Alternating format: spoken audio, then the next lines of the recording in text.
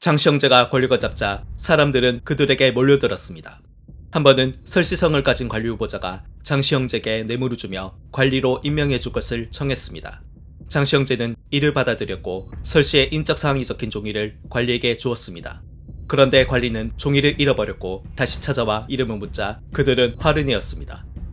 내가 하루에도 수많은 사람들을 만나는데 한 사람의 이름을 어찌 알겠는가? 결국 관리는 후보자 명단 중 설시성을 가진 60명 모두를 임명했습니다. 703년 장시형제는 위원충을 모반죄로 고발했습니다. 위원충은 대쪽 같은 성격으로 평소 장시형제를 싫어했기 때문이었습니다. 결국 그는 유배를 가게 되었습니다. 그가 공을 나설 때 평소 친했던 관리들이 배웅해 주었습니다. 장시형제는 이를 트집잡아 위원충과 관리들이 모반을 깨했다며 측천에게 말했습니다. 측천은 마에소란자에게 이를 조사하도록 명했는데 그는 도저히 증거를 찾을 수 없었습니다. 그런데 측천이 조사를 마무리 지으라며 닥달하자 결국 마에소는 인내심이 바닥나 명을 고배했습니다. 형은 지금 모반자들을 감싸려 하는 건가? 그런 뜻이 아니옵니다. 소신은 친구 몇 명이 배웅한 일을 도저히 역모로 몰아갈 수가 없기 때문입니다. 당시 측천은 장안에 와 있었고 태자 이철에게 황희를 물려줄 계획이었습니다.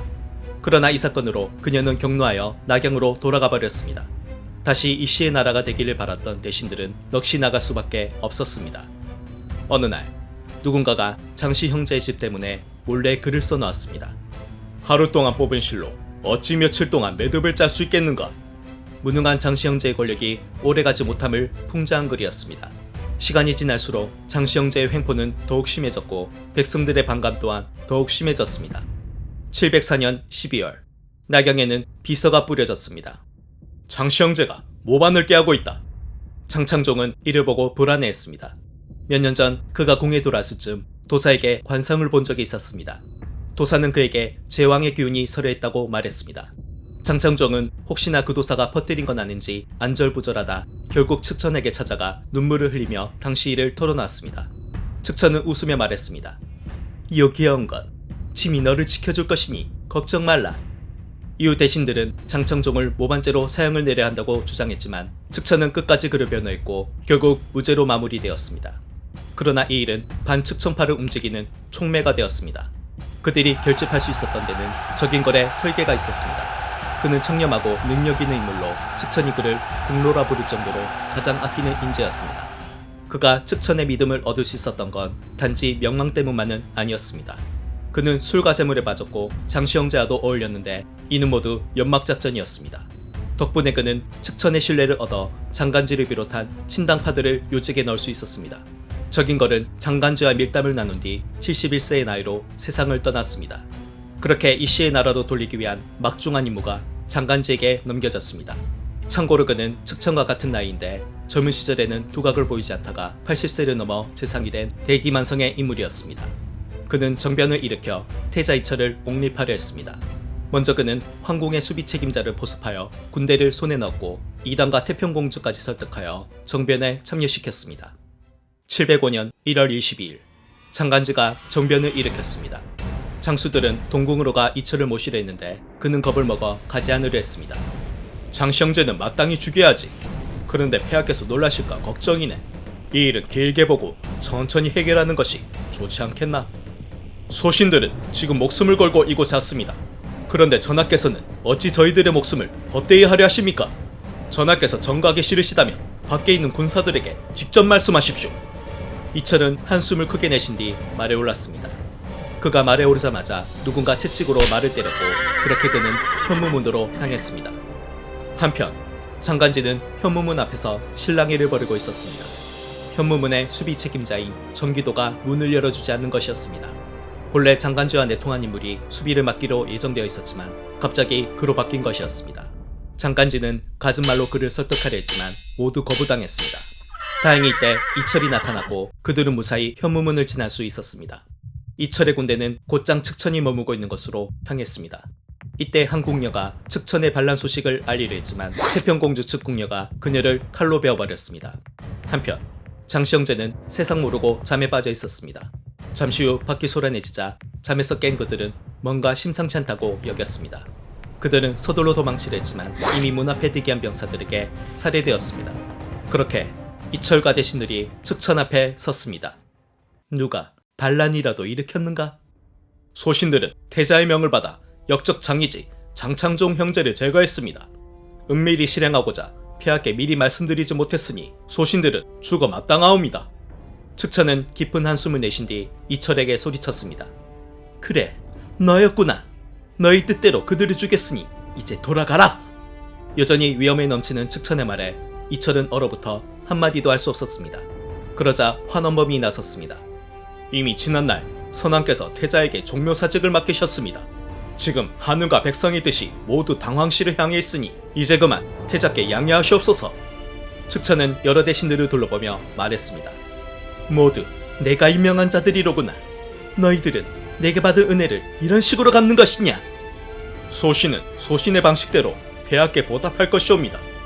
측천은 더 이상 입을 열지 않았습니다. 그렇게 무시의 나라는 다시 이씨의 나라가 되었습니다. 정변 4일 후 이철은 황제에 올랐습니다. 한 번 하기도 어렵다는 황제를 2번이나 하게 된 그였습니다. 그는 모든 것을 당의 체제로 돌린 뒤 사면령을 내렸습니다. 한편 측천은 정변 때의 충격으로 급격히 늙고 말았습니다. 본래 그녀는 69세 때 눈썹이 새로 자랐고 72세 때는 이가 새로 나기까지 했습니다. 게다가 화장을 철저히 했기에 주변 사람들도 그녀의 나이를 가늠하지 못했습니다.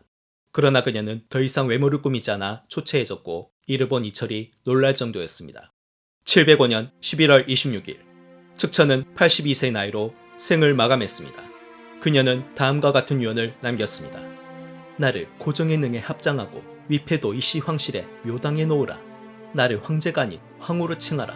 또한 왕황후와 소숙비 일가 및 나에게 피해를 입은 대신들 일가들을 사면하라. 그리고 묘비에 한 글자도 새기지 마라. 고종과 측천이 합장된 걸럭에는 2개의 묘비가 서 있습니다. 서쪽 고종의 묘비에는 그의 공적이 적혀 있지만 동쪽 측천의 묘비에는 빈 채로 남아 있습니다. 측천이 글자를 새기지 말라는 유언에 대한 여러 해석이 있습니다. 첫째, 자신의 공적이 너무 많기 때문이라는 설. 둘째, 자신의 죄가 너무 크기 때문이라는 설. 셋째, 자신의 공간은 후대 사람이 평가할 몫이기 때문이라는 설. 사실 황릉의 묘비를 세우기 시작한 건 고종 때부터였습니다. 이전에는 황제의 공적을 다 적을 수 없다는 이유로 묘비를 세우지 않는 것이 원칙이었습니다. 이를 깬 것이 측천이었고 묘비를 세우는 것이 새로운 원칙이 되었습니다. 모든 황제가 그러하듯 측천도 시대에 따라 평가가 달라졌습니다. 시간이 지날수록 유교 사상이 짙어지며 측천에 대한 평은 점점 나빠졌습니다. 그러나 근대에 들어서면서 여권 신장으로 측천은 재평가되었습니다.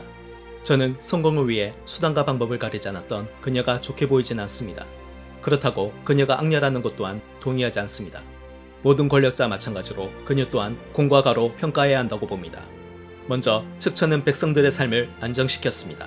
측천이 황후로 책봉되기 2년 전인 655년에는 380만호, 측천이 퇴위되었던 705년에는 615만호로 53년간 약 1.6배 증가했습니다. 농업 생산량도 증가하여 704년에는 낙양의 창고에 곡식이 가득했다고 합니다.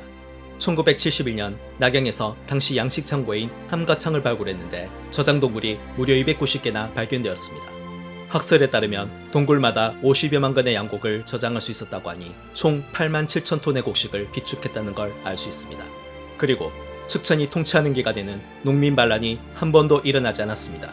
또한 측천은 관롱 집단을 무너뜨리고 과거제를 정착시켜 새로운 인재를 대거 선발했습니다. 그때 임용된 사람들은 훗날 현종 때 명제상으로 활약할 수 있었습니다. 물론 그녀의 과 또한 있었습니다. 균전제가 붕괴되어 유난민 문제를 근절하지 못한 점, 측천이 묵가를 창설했다지만 한족 출신 장수가 수적으로나 질적으로나 매우 부족했다는 점 때문에 이민족 출신의 장수가 대거 기용되었는데 이는 훗날 안사의난이 일어나는 원인이 되었습니다. 그러나 이를 넘어서 태평성대를 이룩한 측천은 태종으로부터 받은 유산을 현종에게 제대로 물려준 훌륭한 정치인이라 할 수 있습니다.